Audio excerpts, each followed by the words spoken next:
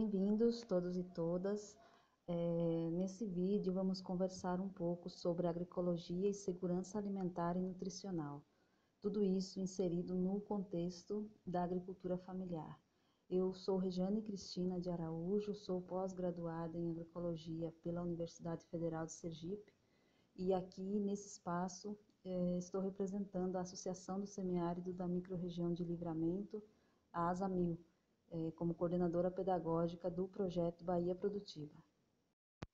Então a questão qual é a contribuição que a agroecologia tem dado na perspectiva da transição, né? A primeira coisa que a gente precisa levar em conta nessa questão é considerar que a agroecologia ela não se resume a um tipo de agricultura, né?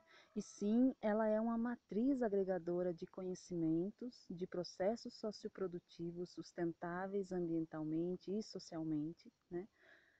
Pautado também pela sua viabilidade econômica, considerando a ética, a inclusão social, a soberania, né? E nesse aspecto, a segurança alimentar precisa necessariamente andar junto, passar pela agroecologia, estar inserida na agroecologia.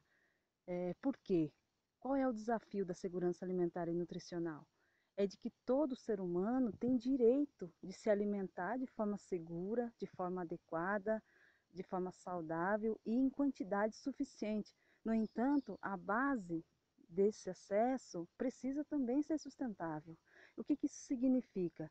Que precisa, para isso, ser levado em conta as questões ambientais, a cultura regional, a realidade socioprodutiva e socioeconômica local, numa perspectiva de segurança a médio e a longo prazo, né?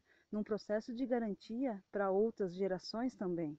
Então, por isso, a política de segurança alimentar e nutricional é tão importante no contexto de desenvolvimento da agricultura familiar, porque tem essa preocupação ambiental de produzir alimentos seguros, saudáveis, preservar e resgatar cultivares, produzir autonomia, enquanto contribui aí para melhorar as condições de vida das comunidades. Bom, então as práticas agroecológicas, elas costumam levar em conta o ambiente, né? O espaço que o agricultor e sua família vive e produz e reproduz sua vida, né?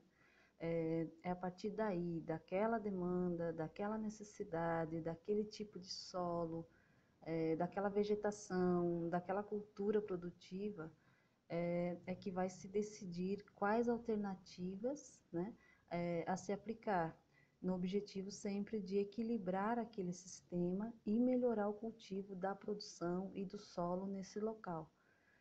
E aí, um dos produtos, né, mais conhecidos na agricultura familiar nessa questão, e que serve para ser utilizado em praticamente todas as culturas, né, é o biofertilizante.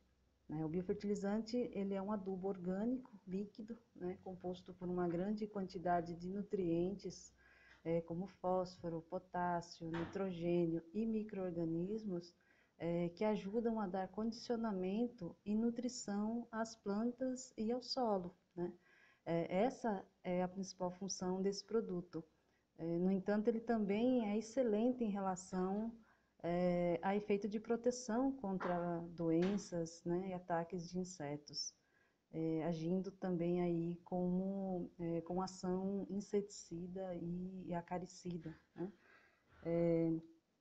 E o resultado disso tudo, né, se concretiza na questão da melhora da produtividade, né? Um outro benefício importante da utilização desse produto na agricultura, né, agroecológica, familiar, é que além de dar esse condicionamento, esse fortalecimento, né, às plantas e ao solo, ele é um produto que não agride o ambiente, né, que recicla e reaproveita materiais que já existem na propriedade, já estão disponíveis, né, como cinzas, esterco, ossos, soro de leite, entre outros, né, dando, portanto, aí uma destinação segura, né, a esses materiais, além de garantir, sobretudo, né, uma viabilidade muito grande, né, devido ao baixo custo de produção.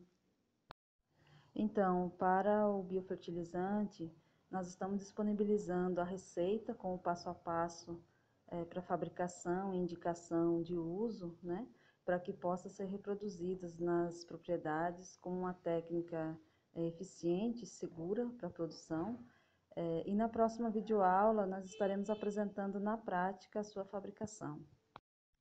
Bom, um outro produto bastante utilizado na agricultura familiar e que tem historicamente, né, contribuído para a melhoria da produção de alimentos seguros, né, é o sistema de compostagem, que é uma forma, né, que o agricultor utiliza, observando e imitando a natureza, com o objetivo aí de transformar aqueles restos de produtos inadequados, né, para o consumo humano ou animal, num processo um pouco mais acelerado do que o que já ocorre na natureza, né? Então, esse aceleramento ele se dá devido à inserção de materiais, né, como estercos e outros resíduos, que levam para a compostagem uma grande quantidade de micro-organismos, de bactérias, de fungos, né, que farão essa decomposição de maneira mais rápida, né? Então, a compostagem, ela é um processo de transformação de reciclagem na natureza, né, que aproveita restos de alimentos, cascas, restos de podas, bagaço de cana, capim seco, folhagens, estercos, né, de diversos animais, cinzas, etc., e resulta aí num adubo sólido excelente, né? Uma questão muito importante na fabricação da compostagem é de que se escolha, né, um local adequado para montar a pilha, com os materiais coletados na propriedade. Então é bom que seja numa área bem ventilada, com acesso fácil à água, né, porque vai ser necessário molhar e manter uma certa umidade, né, para que facilite a decomposição e a ação dos agentes decompositores, né. Então é fundamental que o agricultor também aguarde o tempo necessário, né, para o composto ficar pronto, ou seja, ele precisa estar esse composto, né, ele precisa estar numa consistência bem homogênea, né, sem restos de materiais inteiros, né, no meio, com uma característica granulada, né, a cor deve estar marrom ou preta, o cheiro desse composto ele vai ser agradável, né, cheiro de terra fresca, e a temperatura de dentro da pilha ela deverá ser igual à do lado de fora, né? Não pode estar mais quente. Isso tudo leva em torno de aproximadamente 4 meses, né? A partir dessa constatação, já pode ser utilizado na adubação, né, de hortas, de lavouras, de jardins, etc. É muito importante observar essa questão, porque a utilização desse material antes do tempo exigido, ele fará com que ele continue seu processo lá no local onde ele foi colocado, né? Então, se ele foi colocado na horta, na lavoura, no jardim, né, em vasos, enfim, essa continuidade fará com que ele retire do solo os nutrientes para completar o processo de decomposição, né? Além de que algumas plantas mais sensíveis podem sofrer, né, queimas nas folhas, nas raízes, por conta da ação desse material em decomposição. Bom, então, qual a forma mais comum de se fazer a compostagem? O ideal é organizar, juntar esses materiais que vão ser decomposto, transformado em adubo com o passar do tempo, em uma pilha de aproximadamente 1,5 m de altura, colocando da seguinte forma: na primeira camada, onde o material vai ficar em contato com o solo, pode ser colocada uma camada com os materiais mais grosseiros, né, mais graúdos, como por exemplo os restos de podas, os galhos, tudo picado em pedaços menores, para que a compostagem desse material não demore muito para ser feita, né? Essas camadas devem ter em torno aí de 20 centímetros, assim como as demais camadas que serão feitas. Em seguida, pode ser colocada uma camada de terra em cima, né? Novamente restos orgânicos, e por fim pode ser finalizada a pilha com uma camada de terra misturada aí com esterco de gado, de cabras, ovelhas, galinhas, enfim.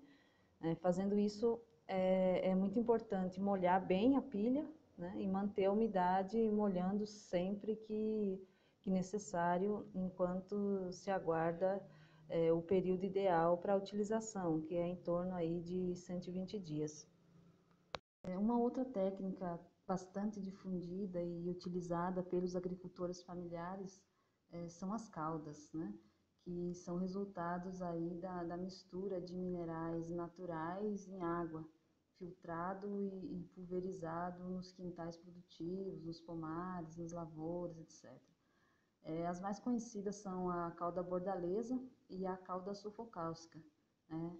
Ambas com utilização permitida aí nas normas da agricultura orgânica, né, por não representar maiores riscos de contaminação do meio ambiente, de animais ou de pessoas. A cauda bordaleza, ela é um fungicida que tem como principal função prevenir a plantação do ataque de fungos e bactérias, além de melhorar o equilíbrio nutricional das plantas, né, por disponibilizar aí nutrientes de maneira mais fácil para a planta poder utilizar. Então, a base da cauda bordaleza é o sulfato de cobre com a cal virgem, né, diluídos em água limpa, filtrado e aplicado sobre as plantas, né, com o objetivo aí de prevenção. Como que isso ocorre? Através do bloqueio feito por esses dois minerais da entrada dos fungos e bactérias nas folhas e no caule das plantas. O sulfato de cobre, ele é um mineral natural encontrado muito facilmente em lojas de produtos agrícolas, né? No formato de um pó azul e que em contato com a água morna, ele se dissolve rapidamente. E é ele, presente na cauda, né, o principal inibidor do ataque e da disseminação de fungos e bactérias. A cal virgem é um produto muito conhecido, também encontrado muito facilmente, e que nesse processo ajuda no sentido de fazer melhor aderência do cobre nas folhas das plantas, além, claro, de contribuir na nutrição, no afastamento e na prevenção aí de bactérias e fungos. Para fazer a cauda bordaleza, o agricultor deve fazer a dissolução do cobre em água morna. Digamos que será feita uma receita para 10 litros de calda. Então, para isso deverá ser utilizado uma quantidade de 100 gramas de sulfato de cobre e 100 gramas de cal virgem. Essa é a quantidade recomendada aí para 10 litros de água. Então, primeiro, dilui o cobre, né? Algumas vezes o agricultor prefere colocar o cobre na água fria no dia anterior, porque dessa forma ele dilui mais lentamente, né, devido à água estar fria. No entanto, em água morna dilui na mesma hora e o efeito é o mesmo. Logo após a diluição do sulfato de cobre, se faz a queima da cal virgem, né, adicionando aí um pouquinho de água e mexendo. Primeiro fará uma pasta quente, né? E aí adicionando mais água e mexendo até que esfrie e a queima da cal esteja completa. Só após ter colocado toda a água da receita, né, no balde com a cal, que deve-se adicionar o sulfato de cobre diluído, né?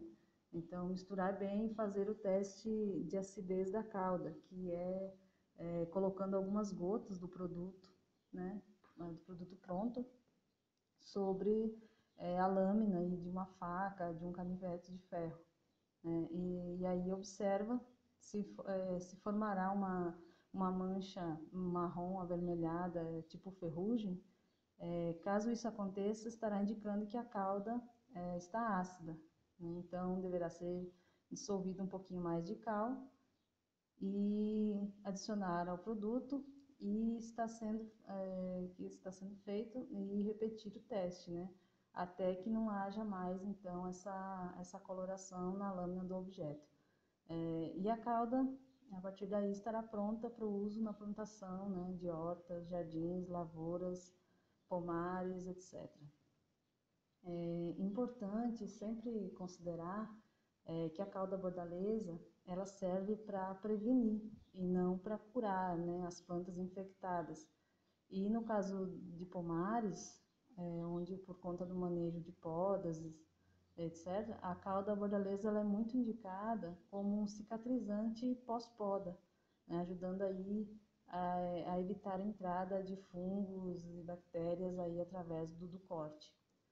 Já a calda sulfocálcica, ela é um produto obtido da reação do enxofre agrícola com a cal virgem em água, num processo parecido, porém feito sobre uma temperatura elevada, né? Ou seja, ela é levada ao fogo para ferver.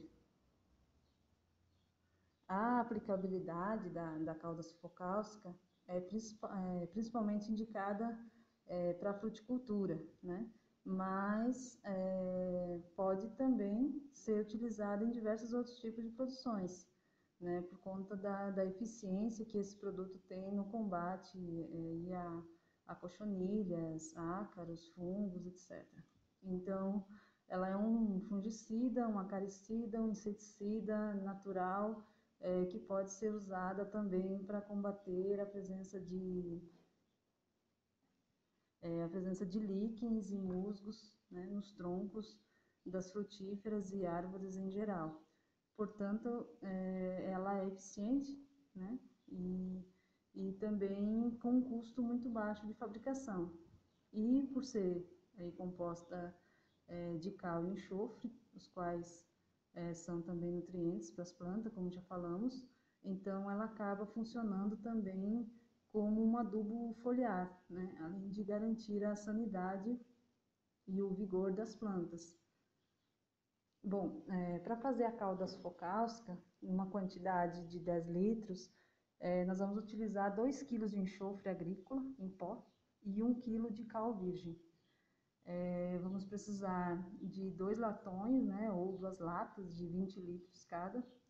Uma dessas latas ficará no fogo com 20 litros de água fervendo e a outra lata nós vamos utilizar para preparar a calda. Nessa segunda lata, vamos fazer a queima da cal com água morna, aproximadamente 1 litro de água, colocando aos poucos aí, mexendo sempre, e vamos fazer a diluição do enxofre, que pode ser em balde plástico, né, porque ele não tem alteração na temperatura, né, mesmo processo. Diluímos o enxofre em 1 litro de água morna, mexendo bem, e assim que a cal que está sob o fogo parar de borbulhar, ou seja, ocorrer a queima completa, aí nós vamos aumentar um pouco o fogo e aos poucos ir colocando sobre o leite de cal a mistura do enxofre. Feito isso, vamos adicionar 10 litros de água fervente, né?